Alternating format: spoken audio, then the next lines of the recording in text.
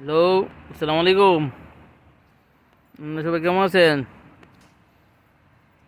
এই যে দেখেন, আমি একটা জায়গায় আছি। জায়গাটার নাম বিলোর বাবিয়া ফুনতানা। একটু ঘুরতে আসলাম। এই যে পার্কটা দেখতে পাচ্ছেন, একটা শিশু পার্কের ভিতরে আছি। জায়গাটা মোটামুটি সুন্দর। আপনারা দেখতে পাচ্ছেন, দেখছেন কিছু কিছু হেলনাও আছে। আকাশটা একটু মেঘলা, মেঘাচ্ছন্ন।